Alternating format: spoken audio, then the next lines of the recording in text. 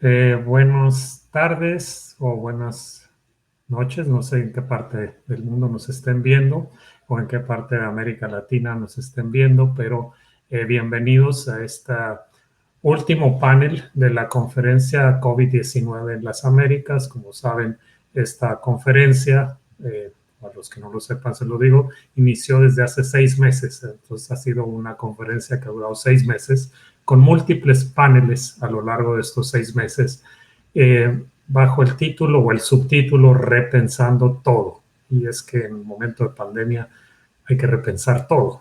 Y creo que todos lo hemos repensado, incluyendo desde nuestras propias vidas personales hasta lo que hacemos. Y esto pues nos ha forzado la pandemia a repensar todo.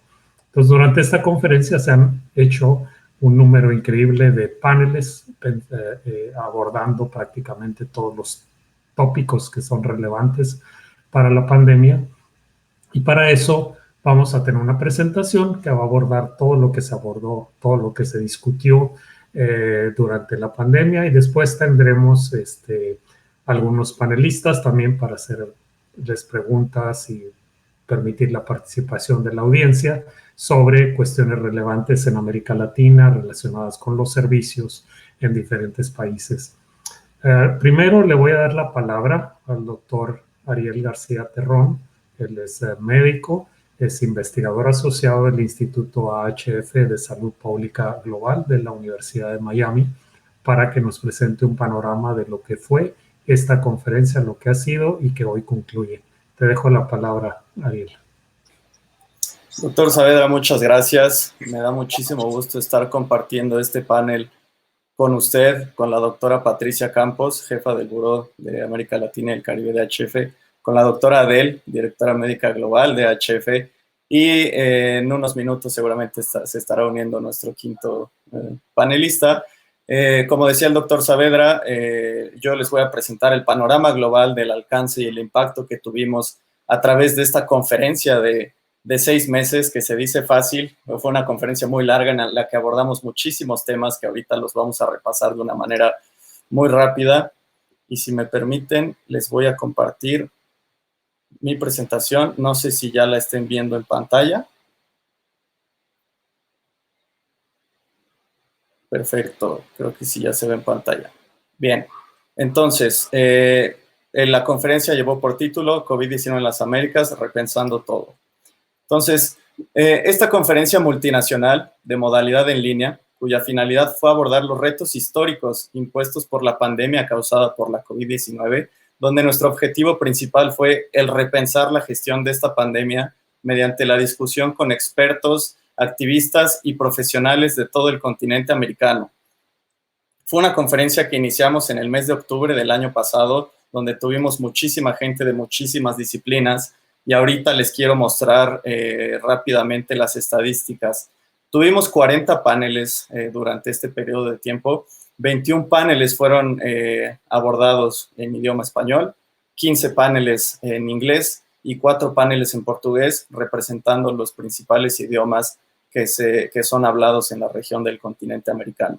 Reunimos 159 panelistas, que es un número que se dice muy rápido, pero es una variedad tremenda de participantes que tuvimos. Estos panelistas representaron 22 países de la región, se hablaron 3 idiomas, y pues hubo una amplia gama de profesiones representadas en la conferencia, desde activistas, profesionales de la salud, ya sea médicos, médicas, enfermeras, enfermeros, y muchos otros trabajadores de la salud que hoy en día son los que están en la primera línea de batalla contra esta pandemia por COVID-19, trabajadores sociales, jueces, abogados, políticos de los distintos países representados en la conferencia, exministros de salud, académicos de instituciones muy prestigiosas en el continente, presidentes de universidades, directivos, presidentes, fundadores de ONGs, organizaciones no gubernamentales y de organizaciones de la sociedad civil,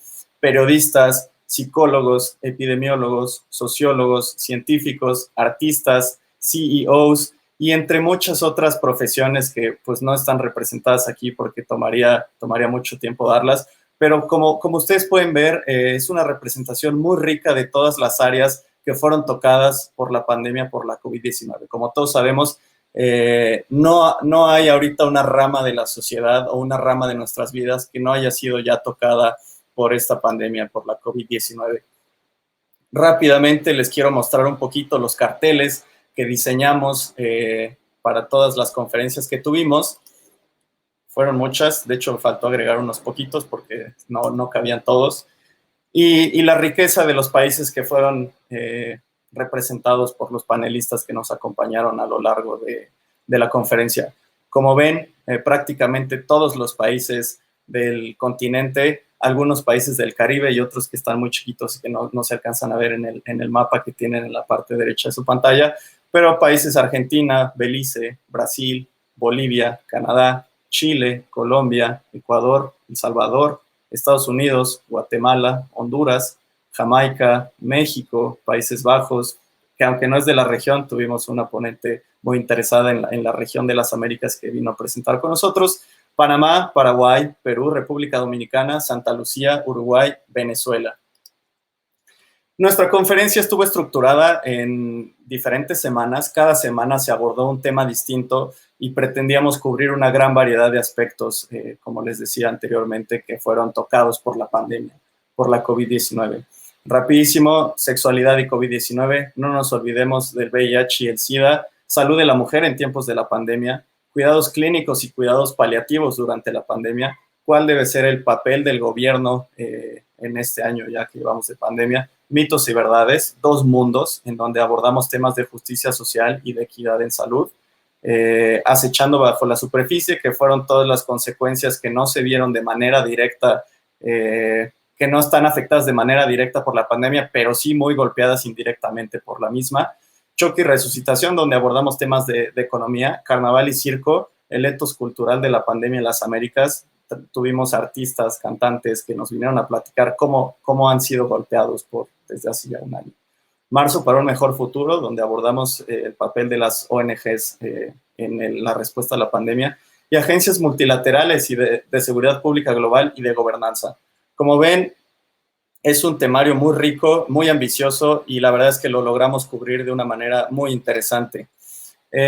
Contamos con la presencia de muchísimas personalidades de renombre, no nada más en la región de las Américas, sino a nivel mundial, como el presidente de AIDS Healthcare Foundation, AHF, Michael Weinstein, el doctor Julio Frenk, exsecretario de Salud en México y ahora actual presidente de la Universidad de Miami, el doctor José Zúñiga y la doctora Felicia Noll, ambos copatrocinadores de esta conferencia, doctor José Zúñiga por parte de IAPAC, presidente de IAPAC, y la doctora Felicia Noll, directora del Instituto de Estudios Avanzados para las Américas de la Universidad de Miami.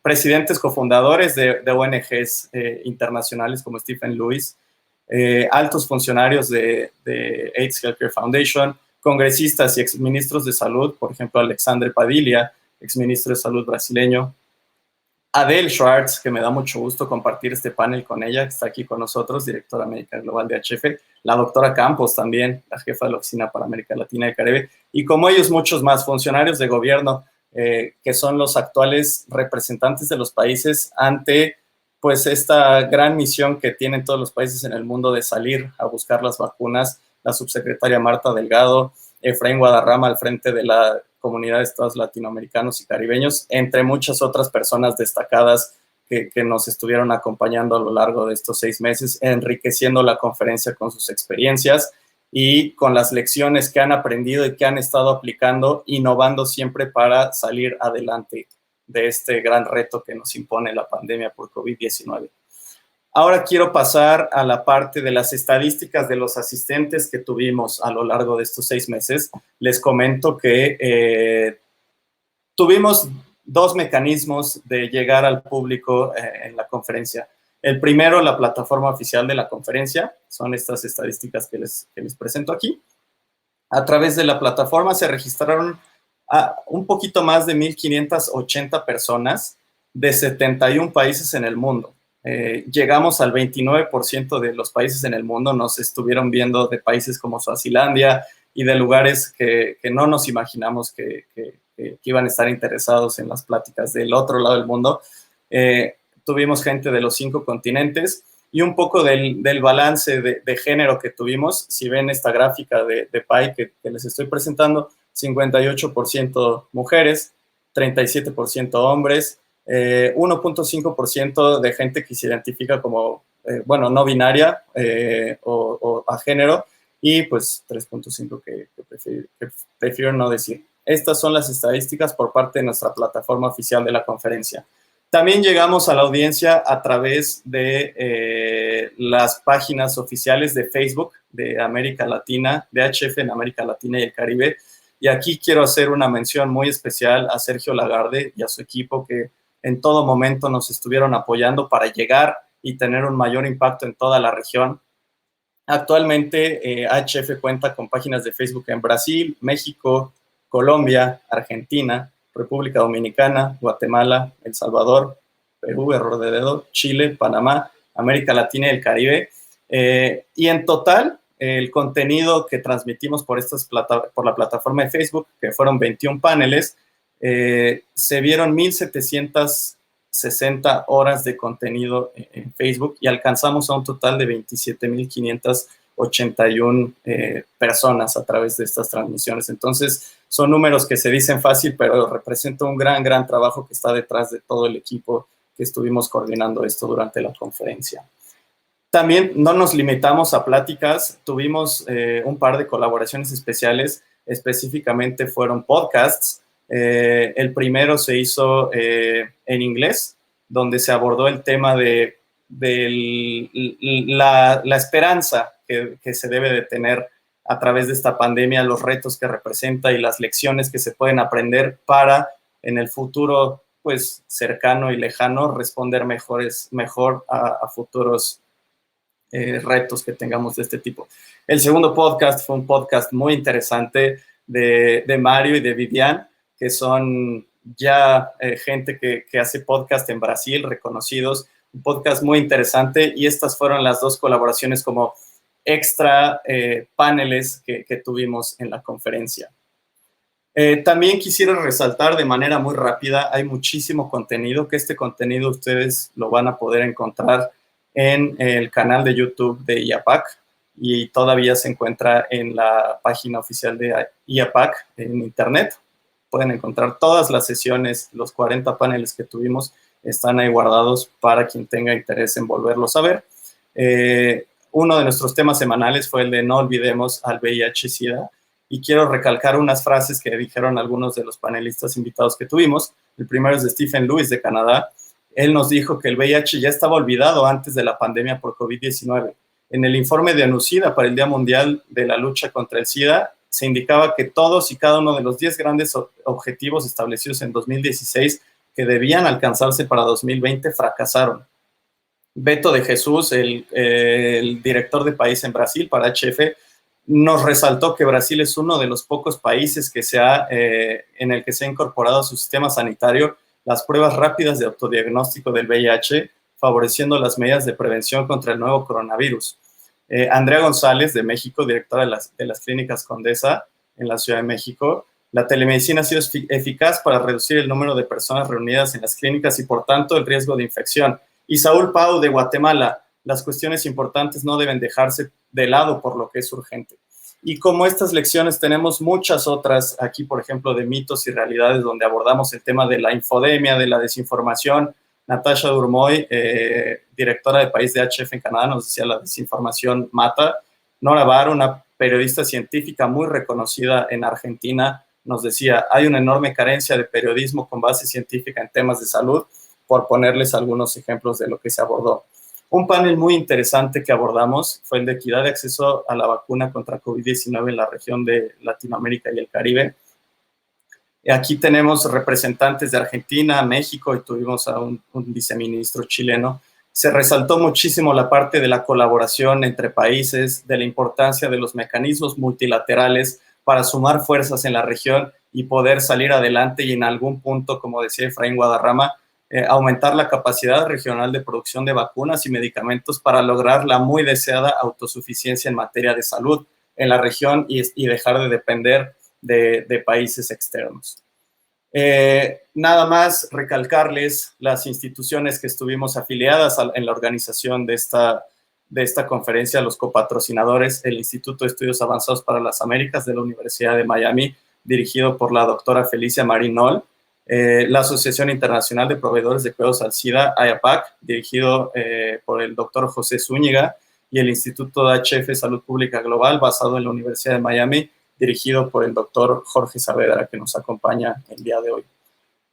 Y ya para cerrar, no me quisiera ir sin agradecer especialmente a todo el equipo multidisciplinario y de las distintas instituciones encargados de organizar esta conferencia, el Instituto de Estudios Avanzados para las Américas, Sonia, Julio, Héctor Arreola, a la gente de AIAPAC, colaboradores especiales que tuvimos en temas de podcast y de otros paneles que se organizaron externo a estas instituciones, y todo el equipo de AIDS Healthcare Foundation, tanto del Instituto HF de Salud Pública Global. Quisiera agradecer de primera mano a Guilherme y a Juan Manuel, que sin ellos indudablemente esto no hubiera sido posible. El equipo de la doctora Campos, especialmente a Sergio Lagarde y a todos los Country Program Managers en la región de América Latina y el Caribe, quienes aportaron con ideas y con mucho entusiasmo la coordinación de muchos de los paneles que presentamos, y del equipo de HF Global, dirigido por el presidente de HF Michael Weinstein, y Sarin Davidian, muy importante en la realización de esta conferencia. Entonces, pues sin más, quisiera dejar aquí mi intervención. Les agradezco mucho el espacio y adelante, doctor. Muchas gracias, Ariel, por este amplio panorama de los tópicos que cubrió la conferencia internacional, la conferencia de COVID-19 en las Américas, aunque sí fue internacional, dado los números que obtuvimos de las diferentes personas que accedieron a ella, pero realmente fue internacional, no solo fue regional. Entonces, a continuación le voy a dar la palabra a la doctora Patricia Campos, y ella es la jefa del buró o de la Oficina de América Latina el Caribe de AIDS Healthcare Foundation. Ella es médico y anteriormente, antes de unirse a HF, fue la directora del programa de VIH de Jalisco, que en esa época era el más grande de todo el país, de los programas de VIH dentro de México. A nivel de los estados era definitivamente el más grande y por mucho el que más eventos realizaba.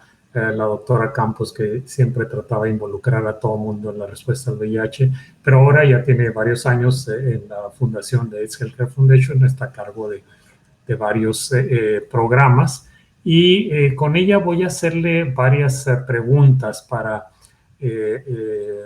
motivarla a que nos hable sobre la situación en Latinoamérica. Doctora Campos, dado que usted está a cargo de supervisar operaciones de servicios de VIH en 10 diferentes países de Latinoamérica y el Caribe,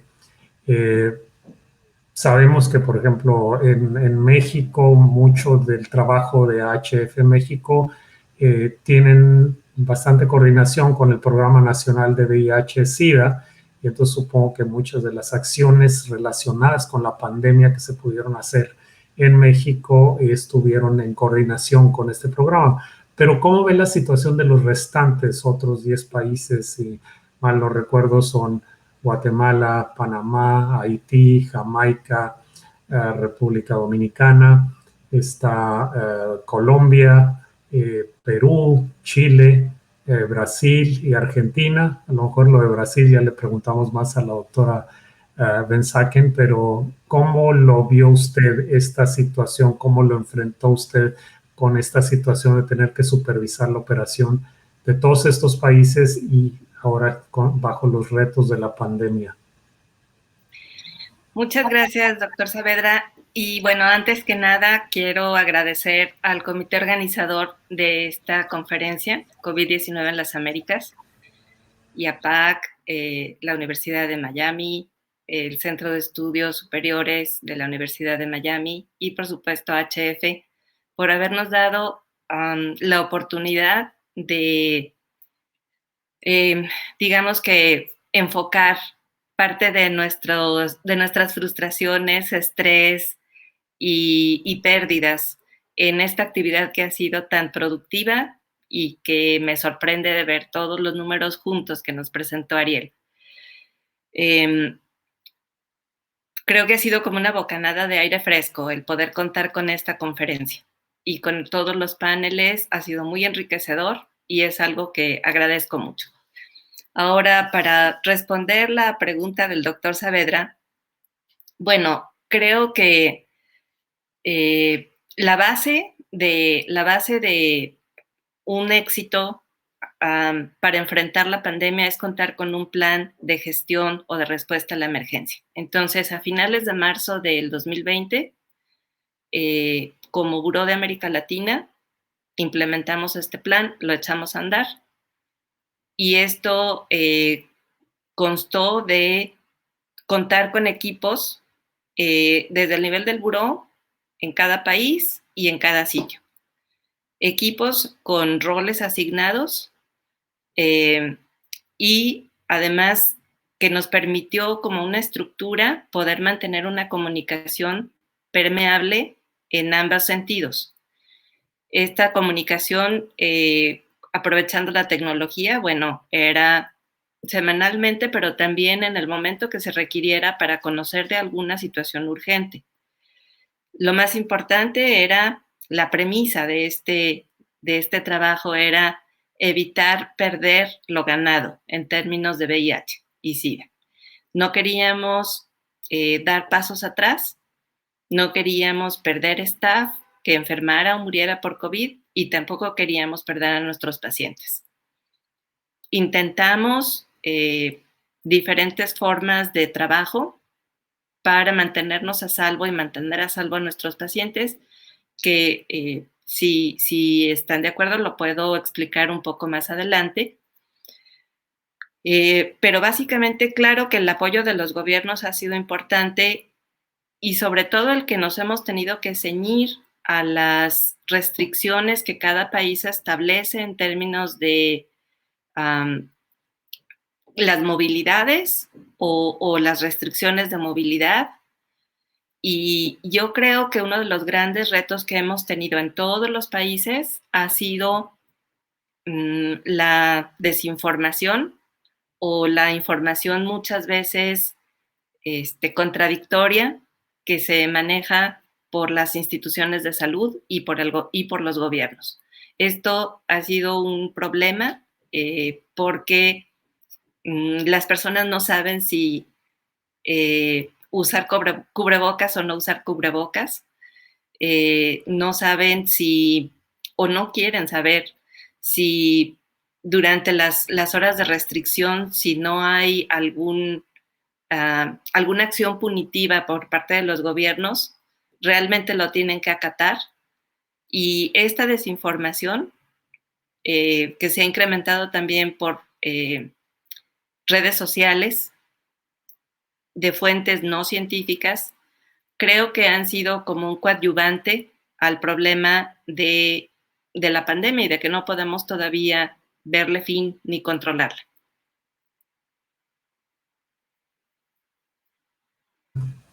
Le voy a hacer una pregunta más.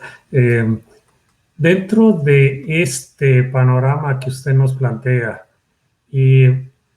¿cómo se repensó la manera de acercar los servicios que brinda HF en Latinoamérica y el Caribe a causa de la pandemia por COVID? O sea, tal vez puntualizando abordajes, cambios que se realizaron o que se tuvieron que realizar, probablemente algunos que se hicieron en México son similares a los que se hicieron en Perú o en Colombia, pero hay algunos que son diferentes. Tal vez en Colombia se hizo algo diferente de lo que se hizo en Guatemala.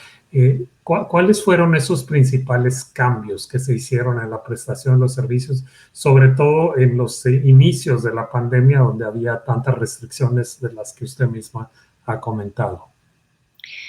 Bueno, partiendo de este plan de respuesta y de gestión a la emergencia, teníamos líneas generales que aplicaban a todos los países.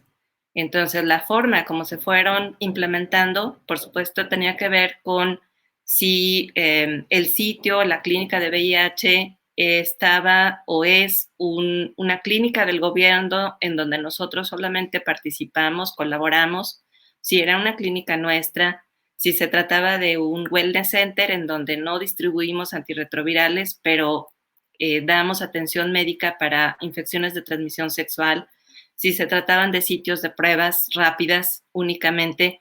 Entonces, considerando todas estas posibilidades y las líneas generales de un plan para la emergencia, creo que la implementación fue lo más sistematizada posible. Y básicamente se trató de reestructurar los flujos de los pacientes, evitar aglomeraciones en salas de espera a través de sistemas de citas,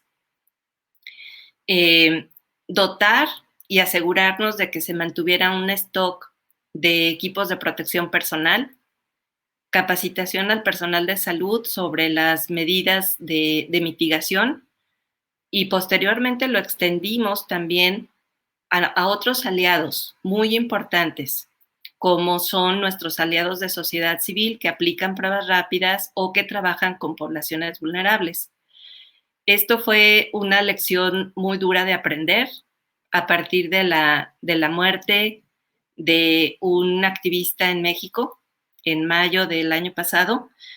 Fue como un balde de agua helada darnos cuenta que tenemos esa responsabilidad moral de extender el cuidado también a nuestros socios ONGs. Entonces, ayudar con información, con capacitación, equipo de protección personal, ayudarles a reestructurar sus flujos de usuarios en sus propias instalaciones, fue algo fundamental. Ahora, otras intervenciones más puntuales, como por ejemplo, trabajar de la mano con los gobiernos para que se implementara la distribución de antirretrovirales por periodos más largos, de acuerdo a las capacidades de cada país. En algunos países logramos que se estén entregando todavía dotaciones de hasta 3 o 4 meses. En otros países en donde por cuestiones de stock de antirretrovirales esto no se puede, entonces estamos ayudando con entregas domiciliarias de medicamentos. Y no solamente de antirretrovirales, también de medicamentos para oportunistas, para infecciones de transmisión sexual y, por supuesto, su dotación de condones. Ahora bien, otra de las cosas que se implementaron y que ha sido, yo creo que llegó para quedarse y que tenemos que ir mejorando, es la práctica de la telemedicina. Esto ha resuelto una gran necesidad de los usuarios, de los pacientes, y nosotros hemos tenido también que mejorar la forma como lo hacemos. Hemos tenido que hacernos cada vez más expertos en el uso de la tecnología para resolver estas necesidades, preservando al 100% la confidencialidad, por supuesto, la privacidad y la confidencialidad.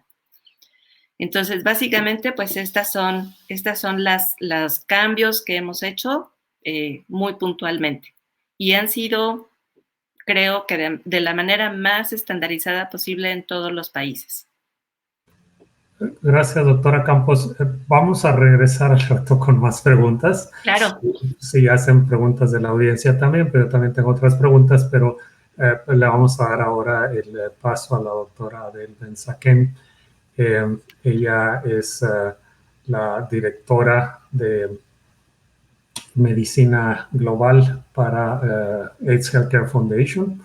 Está basada en Brasil, ella es brasileña y anteriormente fue la jefa del Programa Nacional de Brasil, que no sé si lo voy a decir, pero antes era como la estrella reluciente Latinoamérica.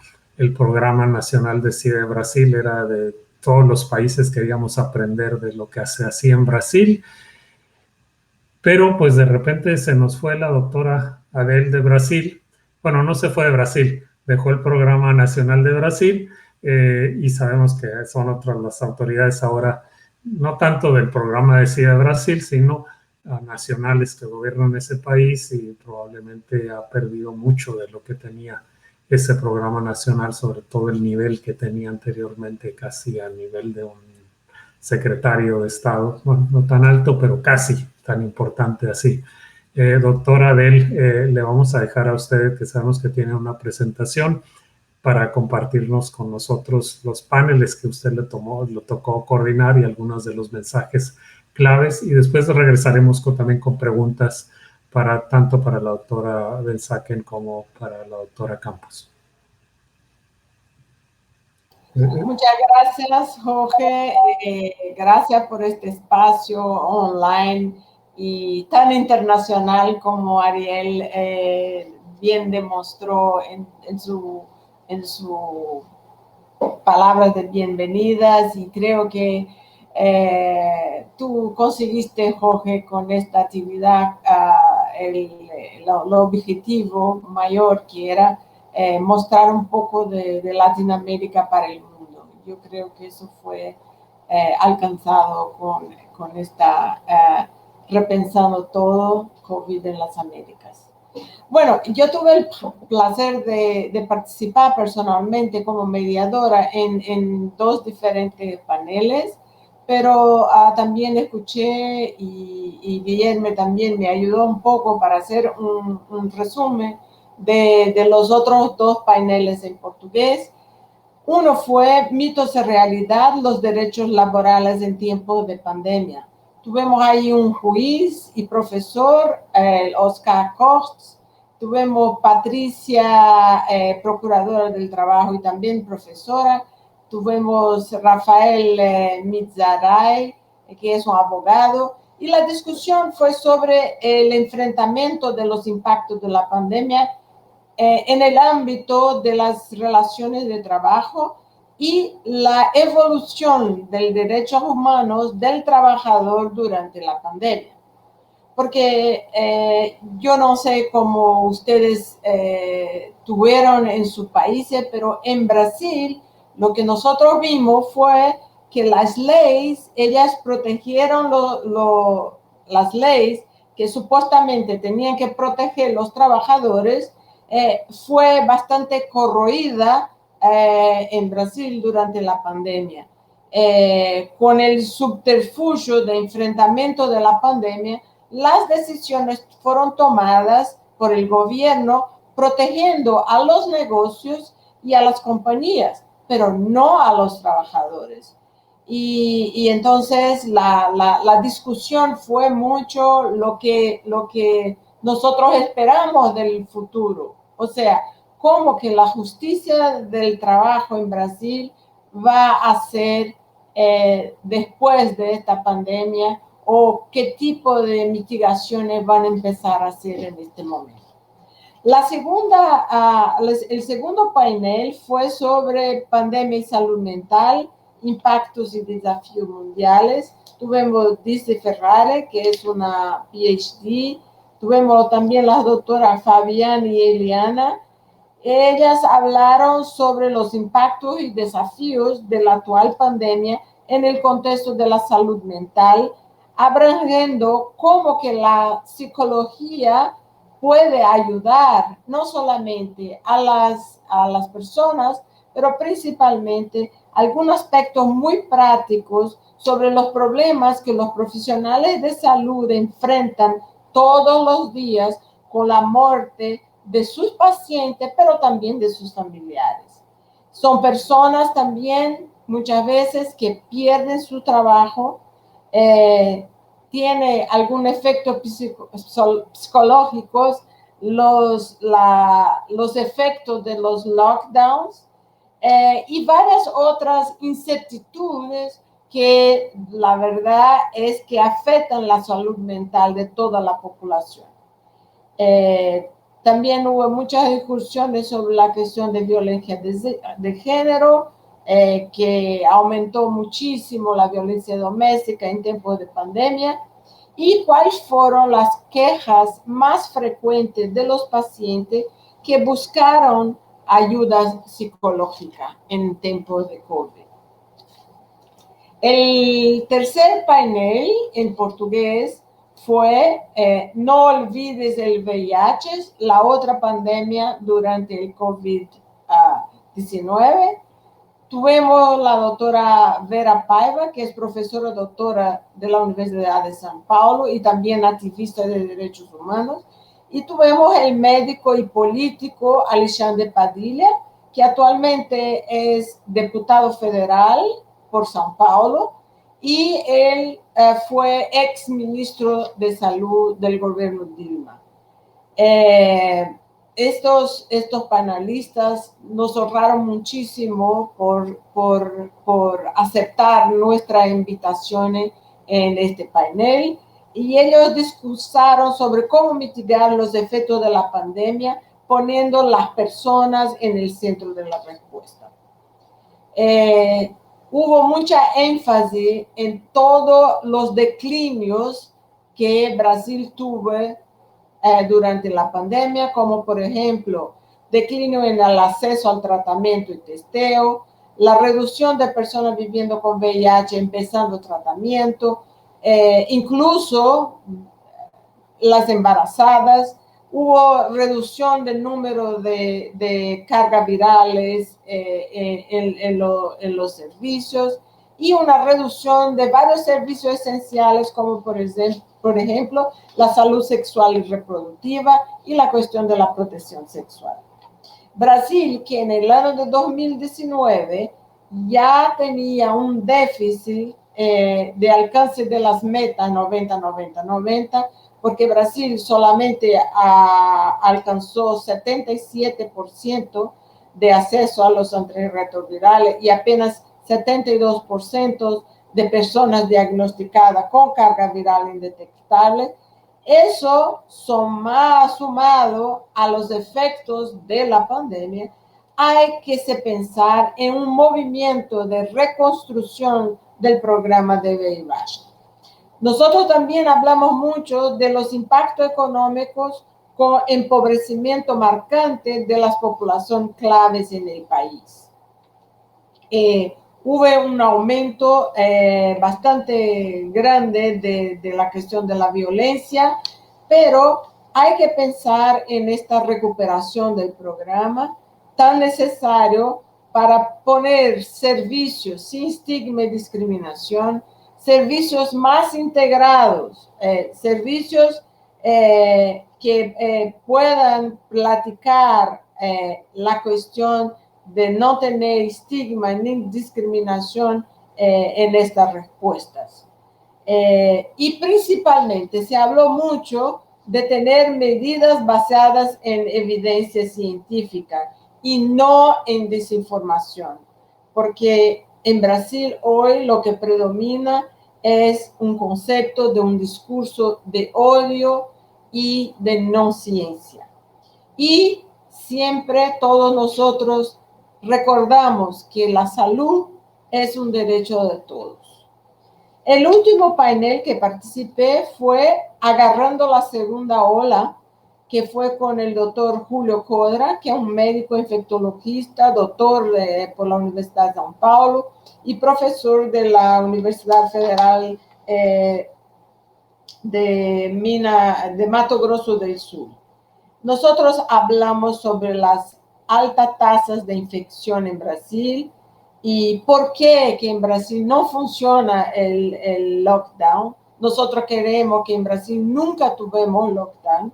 Hubimos algunas restricciones obligatorias, pero sin ninguna supervisión, y la población que está totalmente desinformada no consigue en ningún momento tener la actitud correcta para prevenir del virus. Y también hablamos muchísimo, que creo que después podemos hablar un poco más, sobre las variantes del virus. Solo para reafirmar que las variantes, ellas ocurren y son decurrentes de mutaciones genéticas que tienen preocupado a todos, pero que esto solamente ocurre cuando hay altas tasas de transmisibilidad del virus. Entonces ocurren las mutaciones. Si quieres, después, Jorge, podemos hablar un poquito más sobre las cuestiones de las mutaciones, porque como tú sabes, no es orgullo ninguno, pero en el estado de Amazonas mi tierra es a donde surgió una de las mutaciones. Estás en mudo. Muchísimas gracias, doctora Benzaken. Y sí, voy a regresar con usted con algunas preguntas.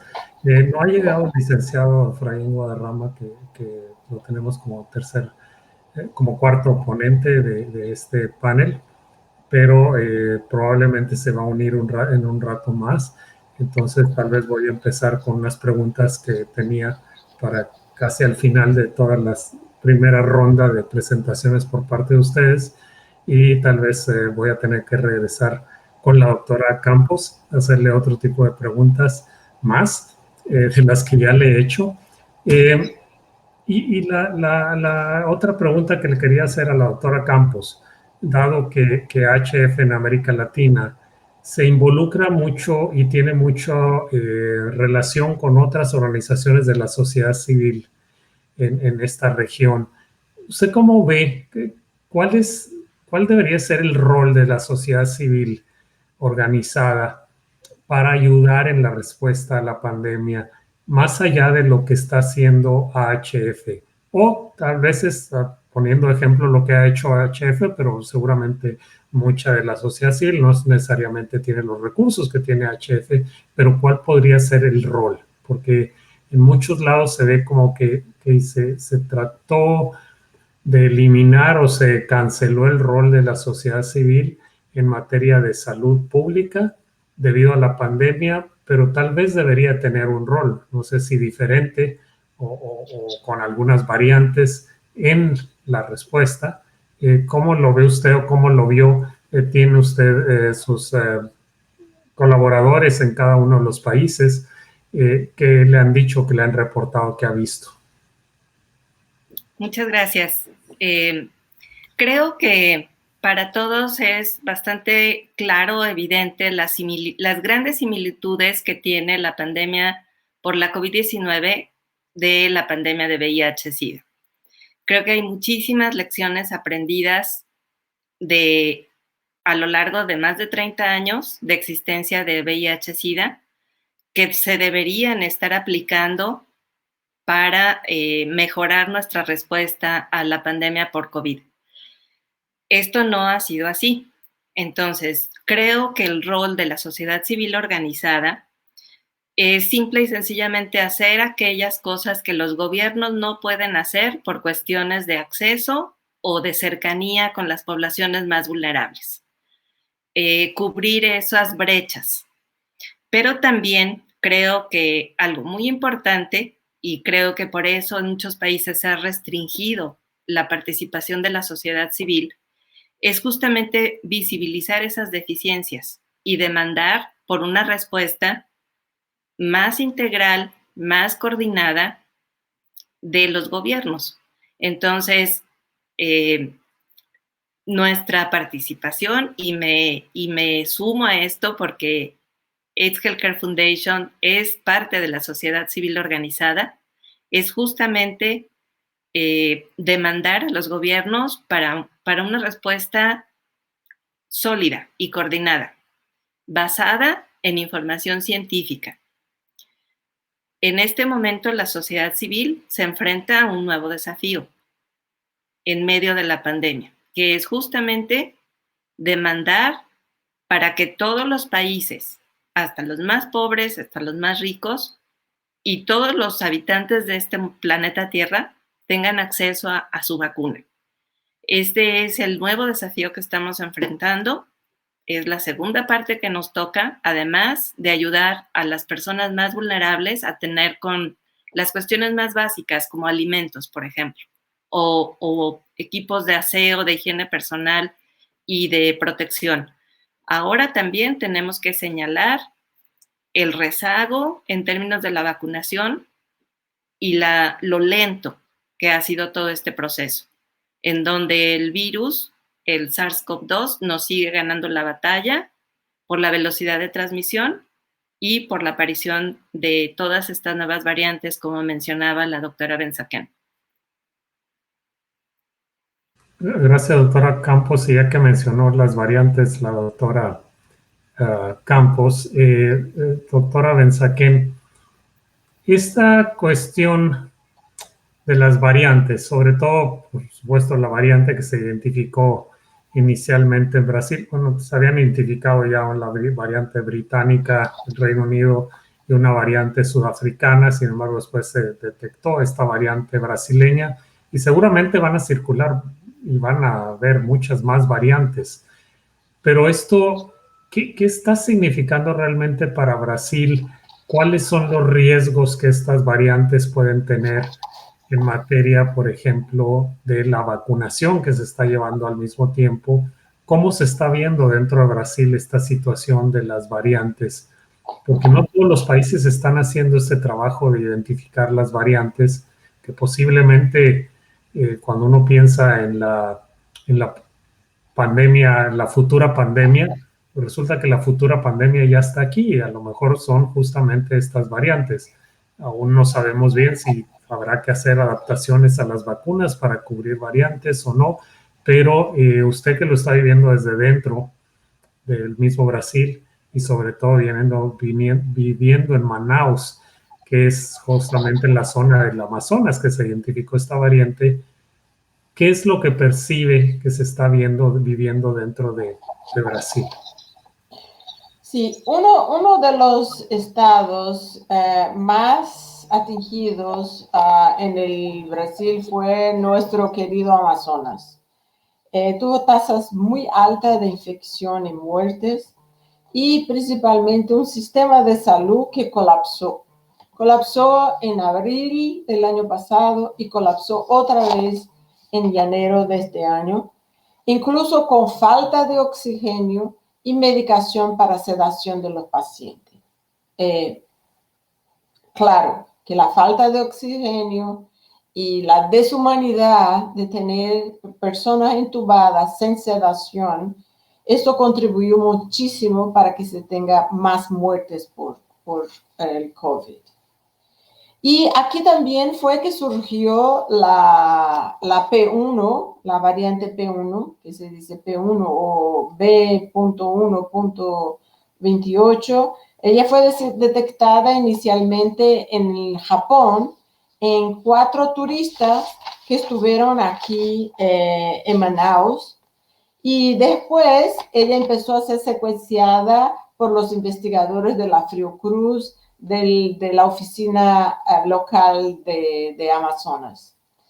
Esta variante, ella puede explicar el cuadro del estado del Amazonas, porque se sabe que ella tiene una alta transmisibilidad.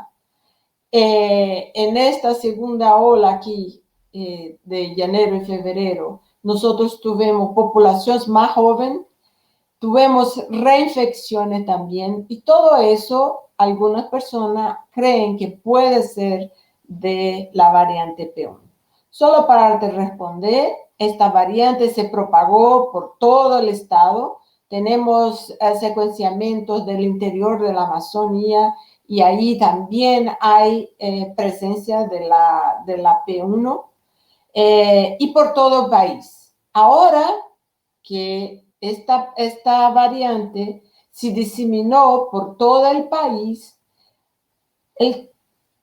todo el Brasil se encuentra en una situación de calamidad pública, sin camas de terapia intensiva, con personas muriendo sin tener ninguna asistencia, porque no hay camas de terapia intensiva para toda la población que necesita. Y también todos los medicamentos para sedación, oxígeno, también está faltando en algunas otras ciudades en Brasil. Esto provocó, Jorge, que el país, todos los otros países de Latinoamérica que tiene frontera con Brasil, no permiten más la entrada de brasileños. Ocurrió primero con Estados Unidos, después ocurrió con algunos países de Europa, Anteayer Francia canceló todos los vuelos de Brasil y para Francia y de Francia para Brasil. Eso todo es un reflejo del miedo de los otros países y del riesgo también. Tiene que decir que tiene riesgo de la asimiliación de esta cepa. En resumen, como nosotros estamos aislados del mundo, estamos banidos por no saber cómo gerenciar la pandemia. Entonces, Brasil hoy está aislado y las personas de aquí no pueden ir a ningún otro sitio. Nosotros necesitamos urgente tener una mejor vigilancia molecular. Quiere decir, nosotros tenemos que monitorar las cepas. Los financiamientos para eso son muy pocos y hay mucha dificultad también para acceder a los insumos necesarios para hacer el sequenciamiento de las cepas. ¿Por qué esto es importante? Porque uno puede detectar y ya mensurar para dónde se va y tener, claro, medidas para mitigar el problema. El problema es que nosotros descubrimos que teníamos una P1 y no se hizo ninguna medida para bloquear la diseminación de la P1 para todo el país. Y ahora también hay la P2. Y mis amigos que son investigadores de Fiocruz de aquí, que hacen eso con bastante frecuencia, ellos ya hicieron cerca de 500 secuenciamientos. En este 500 secuenciamientos, ellos están mirando ya otras diferentes pequeñas mutaciones en el virus que se puede transformar otra vez en otra mutación con aspectos clínicos muy peligrosos para la población brasileña. Entonces, eso es lo que está pasando aquí en Brasil. Muchas gracias, Adel, por este panorama tan preocupante que estás describiendo en Brasil, sobre todo ya la dispersión de la variante P1 y sus efectos en la población. Y después podremos hablar también de lo que pasa con lo de las vacunas. Ariel tiene algunas preguntas que se están haciendo por Facebook y le voy a pedir que las lea y que quienes las podemos contestar. Disculpa, Jorge, yo creo que con la pregunta tú incluiste si la variante P1 es susceptible, o sea, si la vacuna protege de la P1. Sí protege. Nosotros tenemos dos tipos de vacunas en el país, la CoronaVac de Sinovac, que es de China, y la otra Oxford AstraZeneca, que se hace solamente para población de más de 60 años, y las dos protege contra la P1. Pero como yo hablé en el principio de este panel, no se sabe cuán rápido el virus puede mutar, porque ahora nosotros tenemos una transmisión bastante alta. En los estudios, yo no sé si tú acompañas, pero dicen que ahora es 1.4 y se dice que la pandemia está empezando a controlarse cuando es menor la transmisión que 1, pero en Brasil todavía es muy alta y eso puede generar nuevas mutaciones. Sí, gracias, Adel, tienes toda la razón. Esa información se ha dado en diferentes lados, pero era muy importante que tú la aclararas, sobre todo porque después la gente puede pensar que ya no es necesario vacunarse porque hay otras variantes y entonces si las otras variantes ya no respetan esta vacuna, pero efectivamente, como tú dices, hay que estar monitoreando estas variantes para saber cuándo podrían constituir un riesgo más allá del contagio, del impacto en la salud y en la vida de la población. Bueno, antes de pasarle a pedirle a Ariel que nos lea las preguntas que se están haciendo por el público, tenía una última pregunta para la doctora Campos. Usted moderó un panel sobre las adaptaciones a los servicios de salud en diferentes países de América Latina. Recuerdo, por ejemplo, que en algunas adaptaciones, además de la telemedicina que usted menciona como algo que llegó tal vez para quedarse, se mencionaron el de dar medicamentos antirretrovirales por 3 meses en lugar de cada mes, como se hacía frecuentemente. En algunas otras instituciones, como en el Seguro Social de México, lo que se dio es una receta que podía ser resurtible sin necesidad de ir a la consulta médica para que le dieran otra receta.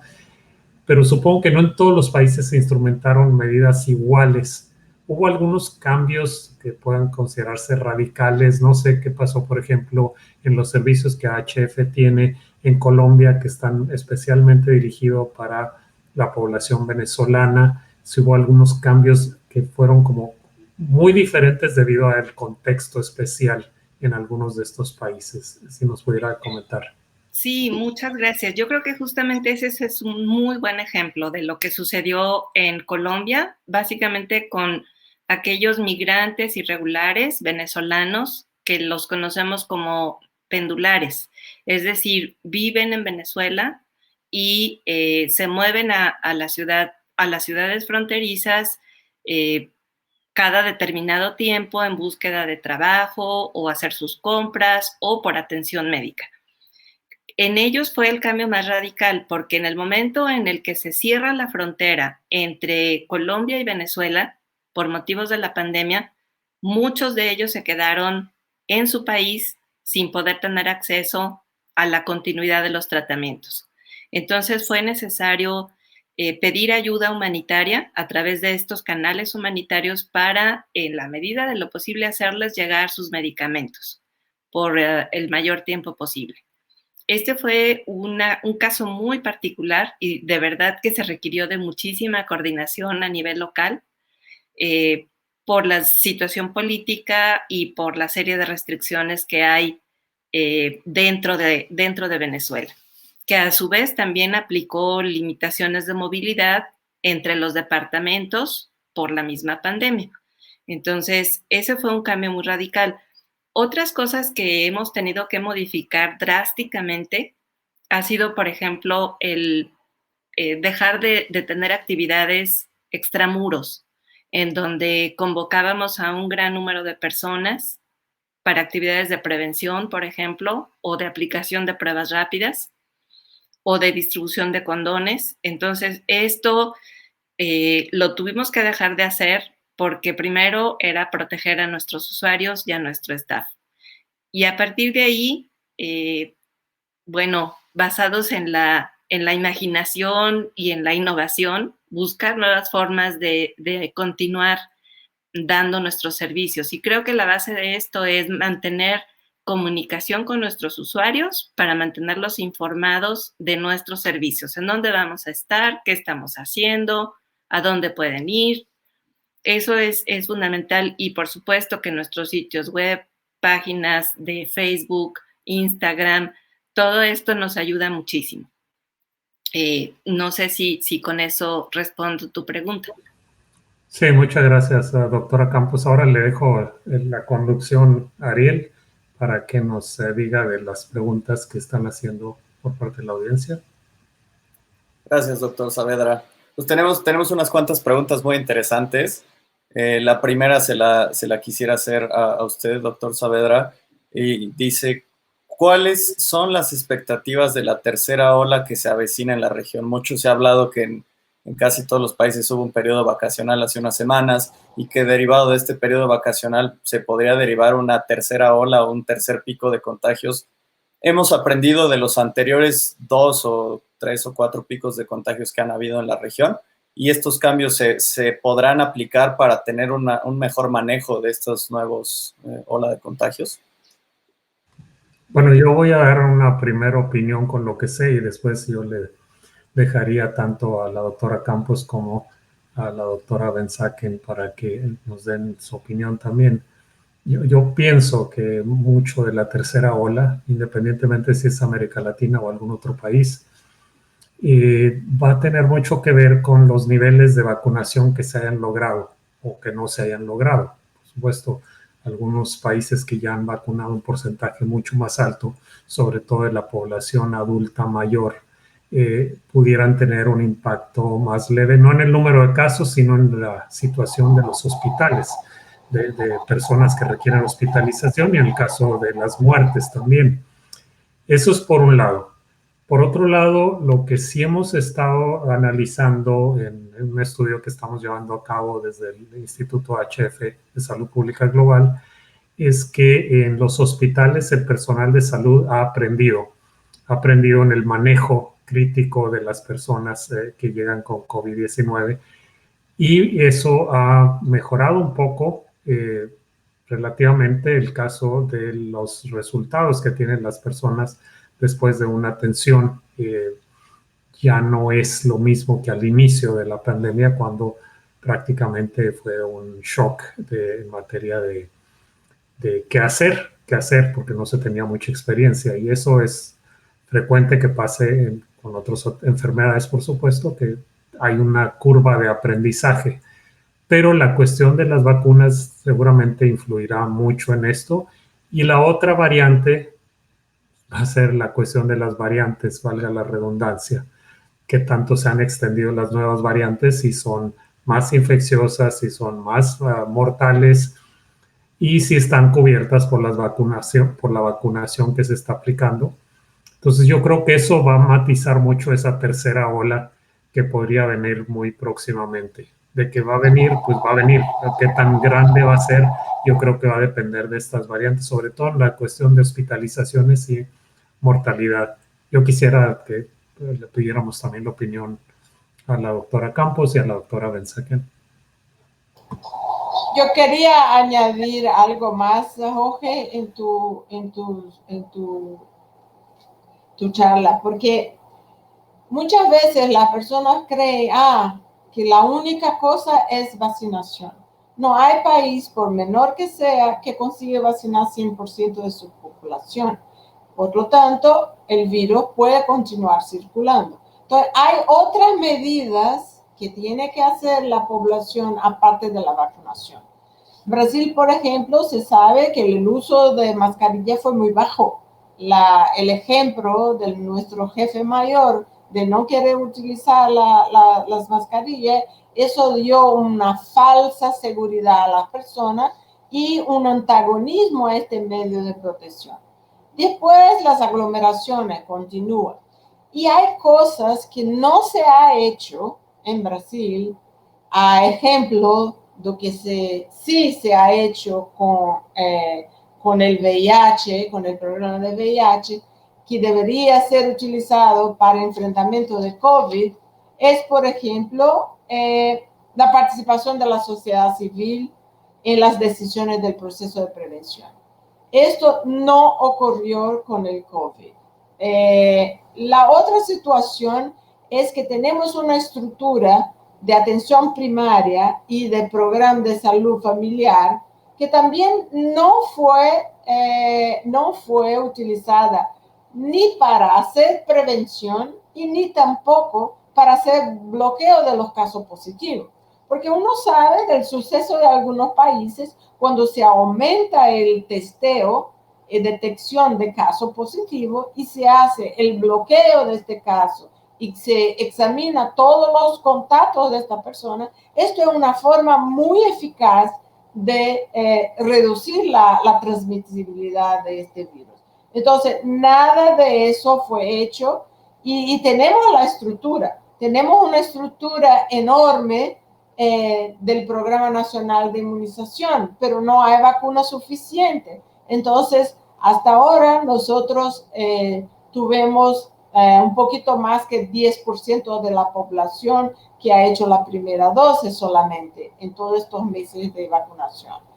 Hay vacunaciones en cada estado que paran porque falta la vacuna y la gente se queda ahí esperando y eso da una mensaje muy mala para la población cuando uno se interrumpe la vacunación. Pero no es solo eso, es falta de una respuesta de base comunitaria, una respuesta de base territorial, que es fundamental y que funcionó muy bien para el VIH y que debería, claro, ser un ejemplo que funcionaría bien para COVID. Ahora, si vamos a tener o no tener la tercera ola, lo que te puedo decir, Jorge, es que Brasil no sale de las olas, no baja como baja en otros países. Ella se mantiene en un patamar muy alto de mortalidad. Para que tú tengas una idea, ya estamos en el cuarto mes del año y todavía tenemos una media semanal de muerte de más de 3,000 personas día. Entonces es muy alta la mortalidad. Y aparte de eso, la cuestión es comportamental de la población continúa igual, porque hay que investir en mensajes de prevención más eficaz. Y si no involucramos la sociedad civil, si no involucramos las organizaciones de base comunitaria para con una sola mensaje unísona que se puede convencer a la población de vacunarse, de poner mascarilla, de no aglomerarse y lavar las manos. El mensaje tiene que estar afuera. Muchas gracias. Yo quisiera agregar únicamente que concuerdo en que la vacuna, las vacunas, aun cuando llegara a ser universal, no es la panacea. No debemos olvidar todas las otras medidas de mitigación y de prevención y recordar esta figura del queso suizo con orificios, en donde se van sobreponiendo capas de tal manera que no quede nada permeable y la barrera sea lo suficientemente protectora. Entonces, vacunas más uso de cubrebocas correcto, más lavado de manos, más distanciamiento social, evitar reuniones, aglomeraciones, etcétera. Todo eso es lo que al final nos puede proteger. Pero claro que el trabajo comunitario, el trabajo familiar, que también es muy importante, hemos visto que la mayor parte del personal de salud que se ha infectado no es por su trabajo en las clínicas, sino porque cuando llegan a su casa o en su medio comunitario, bajan la guardia y entonces adquieren la infección o se contagian. Por eso creo que este trabajo de mantener vigente las medidas de prevención en todas las áreas del quehacer humano es fundamental para evitar esta tercera ola o para podernos bajar de la primera los que todavía estamos en la primera. Muchas gracias, doctora Campos. Tenemos una pregunta muy interesante. Esta la voy a dejar abierta para cualquiera de los tres que guste responderla. Nos preguntan que si las vacunas existentes contra COVID-19 son seguras en pacientes con VIH y si hay alguna que tuviera un efecto mejor que otra. Yo creo que es una pregunta muy importante porque la población que nosotros cuidamos son las personas que viven con VIH. Entonces, muchos países incluso priorizaron la vacunación de personas viviendo con VIH. En Brasil, esta prioridad fue dada. Tenemos algunos problemas de confidencialidad, porque como que la persona va a identificarse como viviendo con VIH para poder obtener la vacunación, pero ya está, la población está siendo vacunada.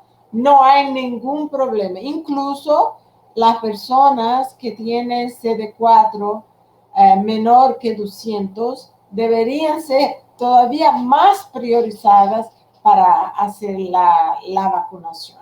Entonces, eso tiene que tener muy clarito que por favor todas las personas con VIH que van a buscar su vacuna. Gracias, doctora Ensagen.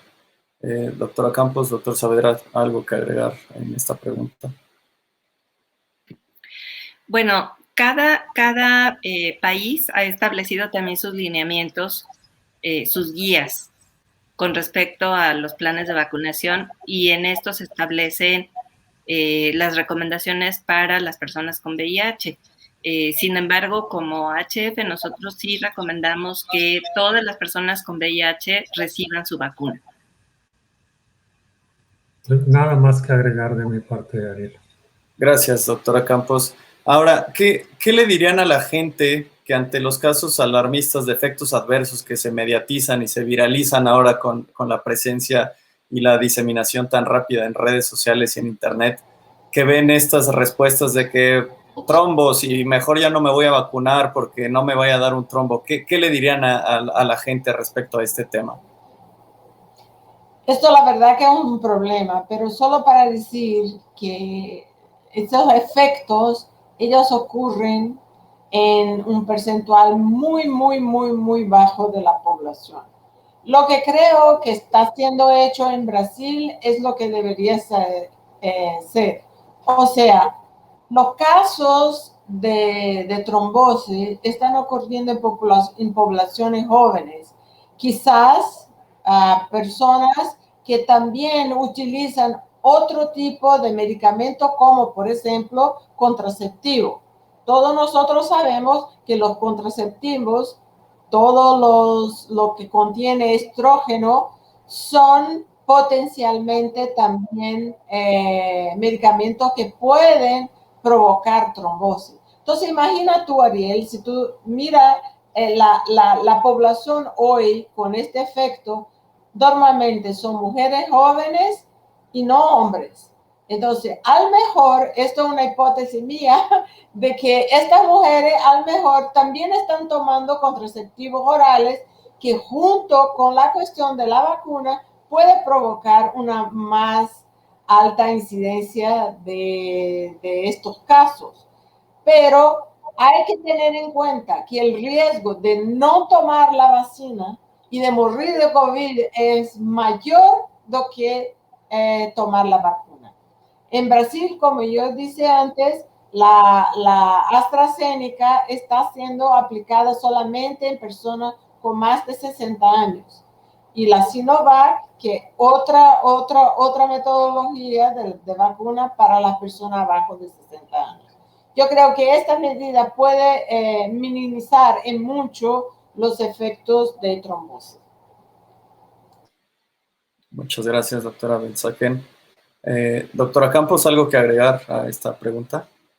Bueno, es bien sabido que una de las complicaciones o de los procesos fisiopatológicos que ocurren en las personas que tienen COVID y que llegan a un estadio grave, justamente son problemas de trombosis, problemas con la coagulación. Entonces, definitivamente hay muchos más casos de trombosis en personas con COVID-19 graves que aquellos que se han reportado hasta ahora por causa de las vacunas, con un efecto adverso de las vacunas. Sí, yo creo que simplemente reiterar eso, que la posibilidad es tan baja que realmente pues, no debería ser motivo de escándalo y preocupación. Y sí, efectivamente se está investigando cuál es la causa real, porque efectivamente donde ha sido más frecuente es frecuente dentro de la poca infrecuencia, ¿no? Porque hay 6 casos en 8 millones. En el caso de mujeres, una mujer por cada 200,000 vacunadas. Entonces, las posibilidades son tan bajas que realmente la gente no debería tener miedo a esto. Sin embargo, bueno, se están haciendo los estudios correspondientes, pero de cualquier forma no debería ser un motivo de gran alarma, como sí lo es el infectarse por el SARS-CoV-2 y desarrollar COVID, donde, como dice la doctora Campos, ahí sí son muy frecuentes los casos de coagulaciones. Muchas gracias a los tres por su respuesta. Todavía tenemos un par de preguntas más. Hay una que gira en torno a la telemedicina. De hecho, en alguno de los paneles, en el de adaptación de servicios de VIH en tiempos de pandemia, se abordó el tema de la telemedicina para acercar estos servicios que se pueden dar a distancia con los pacientes o con la gente que cuenta con la tecnología necesaria para hacer uso de estos servicios. Doctora Campos, esta pregunta se la quisiera hacer primero usted, y si la doctora Benzaquén o el doctor Saavedra tiene algo que agregar, estaría muy bien. Pero, ¿qué ha hecho HF en temas de telemedicina para acercar esta tecnología a los pacientes? ¿Y qué pasa con los pacientes que no cuentan con las herramientas necesarias para hacer uso de esta tecnología? ¿Ellos siguen con consultas presenciales o HF a lo mejor va y los busca? ¿Qué ha pasado con esta tecnología? Gracias, Ariel. Bueno, nosotros nos estrenamos con el uso de la telemedicina con nuestros usuarios de los wellness centers que nos buscan para atención de infecciones de transmisión sexual.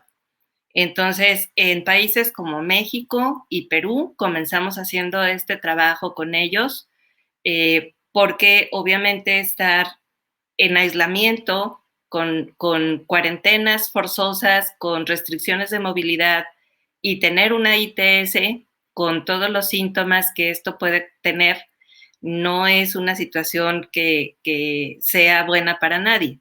Entonces, una alternativa que nosotros ofrecimos fue justamente la atención a través de telemedicina, primero utilizando medios tan simples como comunicación a través de WhatsApp, y si era requerido, entonces se establecían llamadas por otros medios en donde pudiéramos incluso revisar a distancia las lesiones físicas que se pudieran presentar, prescribir los medicamentos que fueran necesarios, y si estábamos en la misma ciudad, entonces también les enviábamos a través de sistemas de delivery locales los medicamentos para su tratamiento y los condones, y programábamos citas de seguimiento.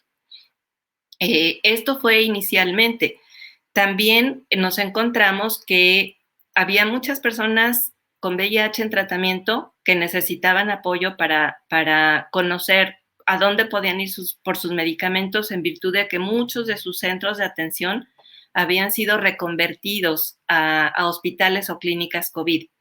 Entonces, esta fue también parte de la respuesta que ellos requerían, el decirles, movieron la clínica de VIH a la que ibas anteriormente a tal otra ubicación, tienes que sacar una cita y puedes presentarte a recoger tus medicamentos. En aquellos casos, esto lo hicimos muy sencillo a través de WhatsApp. Entonces, yo creo que la mayor parte de las personas en América Latina, aún aquellas que viven en zonas rurales, tienen un teléfono inteligente y pueden tener acceso a WhatsApp, incluso nuestros pacientes migrantes, porque para ellos es valiosísimo contar con un teléfono y WhatsApp y buscar lugares en donde tienen acceso gratuito a Internet, porque es la manera de mantenerse comunicados con sus familias. Entonces, esta tecnología vemos que sí es accesible para muchas personas y que nos ha ayudado a resolver tanto los cambios que se han dado en cuanto a las sedes, los horarios, el poder obtener una cita para su atención, y por supuesto que en casos extremos, como ha ocurrido con poblaciones migrantes haitianas que viven en República Dominicana, llevarles los medicamentos hasta sus casas. Y no solo medicamentos, ayuda alimentaria y condones. Gracias, doctora Campos. Y creo que el comentario que hace usted va hacia la parte de desvincular esta idea de que la telemedicina es tener una computadora con muchas cámaras y sistemas para monitorear la presión arterial, etcétera, ¿no? Es algo tan sencillo como poder mandar un mensaje de texto con algún resultado, con esta parte, ¿no? De que la gente piensa, no me puedo acercar a la telemedicina porque no tengo una computadora, ¿no? Una conexión estable a Internet. Entonces, esta parte de innovar y hacer saber a la gente que a través del WhatsApp o a través de una llamada de teléfono, eso es telemedicina, creo que es muy valioso. Ahora, Adel, una pregunta que va en torno a la telemedicina también. En Brasil sabemos que es uno de los pocos países que ha incorporado el tema de las pruebas autodiagnósticas de VIH, ¿no? En sus leyes. Esto también gira y nos lleva hacia la telemedicina. ¿Qué más se ha hecho en Brasil, Adel, para alcanzar a los pacientes a través de estas nuevas tecnologías? Te cuento, Ariel, que Brasil era muy retrasado con la cuestión de teleconsulta. Las teleconsultas no eran validadas por nuestros consejos de profesionales, el Consejo Federal de Medicina, de Enfermería, no reconocían la teleconsulta, por increíble que pueda parecer. Entonces, eso fue un legado que nos está dejando la COVID, porque los consejos tuvieron que aceptar que se puede hacer consulta online sin ningún tipo de prejuicio para los pacientes. Entonces, eso fue un gran legado. Cuanto a la cuestión del autotest, tú lo sabes que eso fue incorporado en nuestro sistema de salud pública, porque aquí en Brasil tú solo puedes utilizar una prueba nueva, un nuevo medicamento, si eso se pasa por un comité y ese comité aprueba su incorporación en el sistema de salud. Entonces, cuando yo estaba ahí en el Ministerio de Salud, aprobamos la cuestión del autotest y la forma de distribución es bastante diversa, pero una de ellas es por plataforma online. Entonces, las personas entran en las webpages del self-testing y la solicitan y la reciben por correo en su casa. Eso es una de las formas. La otra, que creo que también es de gran prioridad para el país, es que instituimos en las visitas en los presidios. Cuando viene una visita, se ofrece a esta persona, si ella quiere ser testeada, y esta persona lleva la prueba autotest para hacerlo en la casa y busca su apoyo en el servicio. Entonces, establecer a dónde se puede utilizar la prueba rápida es muy importante, no solamente en la cuestión de la web, pero también, por ejemplo, en personas que utilizan PrEP. PrEP, tú sabes, en Brasil también es incorporado en los servicios de salud público y gratuito. Entonces, una persona que busca PrEP es porque es una persona que tiene multiplicidad de parcerías sexuales o que tiene algún componente de riesgo para el VIH. Entonces, entregar a esta persona que pueda pasar para sus parejas sexuales o para sus relaciones sociales pruebas de autotest es también otra forma de distribución del autotest. AHF está haciendo un trabajo, incluso escribimos ya el paper, ya está siendo sometido en la clínica de Recife, la clínica del hombre, donde se tiene la persona que tiene ITS, y ahí también se hizo la distribución del autotest. Muchas gracias, doctora Ben-Zaken, por la respuesta. Ya para cerrar con esta ronda de preguntas que nos han llegado de la audiencia por varios canales y seguir con las conclusiones, quisiera que ustedes le dejaran un mensaje a los tomadores de decisiones en la región del continente americano sobre las lecciones que tal vez no han querido aprender y que se deberían de tomar en cuenta para corregir el rumbo. Un breve mensaje, doctora Campos, no sé si quiera comenzar.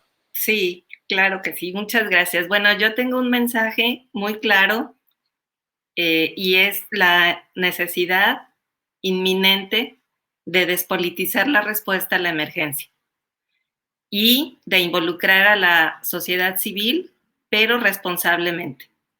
Es decir, no es posible enviar a las personas sin capacitación y sin equipo de protección personal a hacer el trabajo que a los gobiernos les corresponde. Muchas gracias, doctora Campos. Doctor Saavedra. Bueno, pasemos a la doctora Ben-Zaken. Doctora Ben-Zaken, por favor.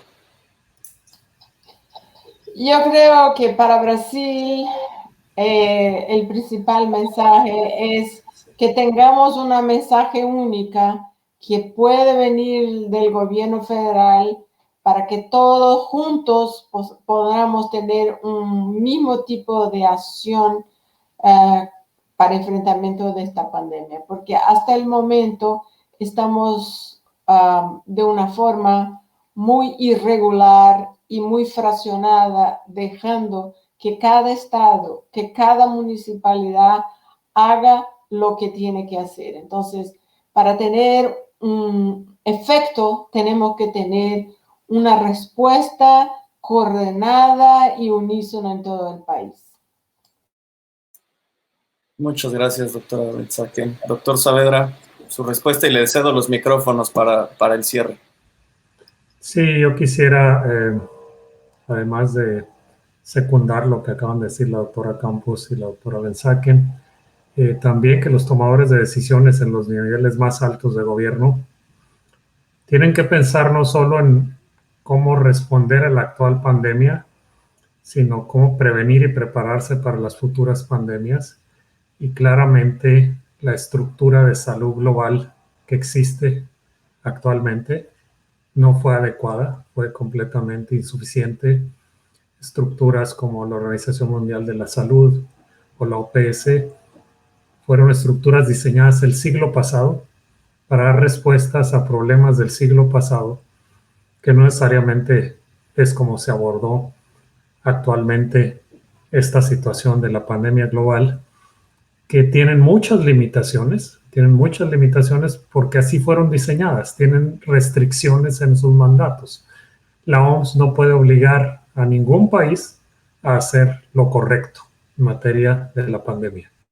Tienen que acercarse diplomáticamente, tratar de convencerlos, darles información, darles datos para que cada país tome sus propias decisiones y después toman sus propias decisiones y pues a veces no son las mejores y tenemos una gran variedad de respuestas en cada país, lo cual significa es que o no le creen a la OMS o simplemente la OMS tiene muchas limitaciones, que yo creo que son las dos cosas, una combinación de las dos cosas. Entonces tenemos que repensar la forma que está estructurada la arquitectura global de salud pública, por eso desde HF estamos promoviendo y próximamente será publicado en The Lancet una propuesta para una nueva convención mundial de salud pública para el siglo XXI, una forma diferente de ser.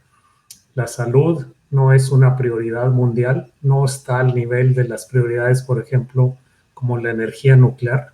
En la energía nuclear, los países no pueden hacer lo que les dé la gana. Hay un comité, hay una estrategia mundial que todos tienen que respetar y si no respetan, incluso reciben inspecciones y sanciones si no lo hacen. Esta pandemia nos está demostrando que este problema fue a nivel de un problema de energía nuclear. Es el riesgo que se está corriendo, la destrucción de economías, la destrucción de vidas, la muerte de millones de seres humanos en menos de un año o apenas un año y 3 meses desde que se declaró la pandemia, 2 meses que se declaró la pandemia a nivel mundial, 1 año, 2 meses, y las consecuencias han sido desastrosas porque no existe ese nivel de prioridad mundial para la materia de salud pública. Incluso en el comercio, un país que viole las reglas de comercio internacional, se les sanciona y se les obliga a cumplirlas. En el caso de salud, no pasa nada. Hay tráfico aéreo internacional, si un aeropuerto no cumple con las reglas, se le cierra, se le clausura, sea del país que sea. Incluso la Organización Mundial de Comercio ha impuesto sanciones a Estados Unidos y a China. En materia de salud no se puede hacer eso. Hay que repensar todo para darle a la salud pública el nivel de prioridad mundial que debe tener, es decir, hasta arriba. Entonces eso lo deben tomar en cuenta los tomadores de decisiones, sobre todo los jefes de Estado, para hacer otra cosa. El mundo necesita otra cosa, otra estructura, un nuevo acuerdo, un nuevo tratado, un nuevo convenio para poner nuevas reglas para la salud pública global. El que haya aparecido un nuevo brote en China o en África o en Latinoamérica, eso no debe dejar sin tranquilo a ningún otro país. Es decir, las enfermedades infecciosas con posibilidades de convertirse en pandemias tienen que ser abordadas de manera prioritaria. Bueno, ese era mi mensaje, pero realmente quisiera concluir aquí primero agradeciéndole mucho a la doctora Patricia Campos, al Buró de Latinoamérica del Caribe de AHF, que prácticamente fueron ellos junto con nuestros colegas de Brasil, que son parte también del buró, más la doctora Benzaken, que lograron que esto pudiera difundirse masivamente a través de las redes, a través de las diferentes plataformas. Ariel, por supuesto, tú fuiste el cerebro operador de toda esta conferencia. Sin ti prácticamente no hubiéramos salido.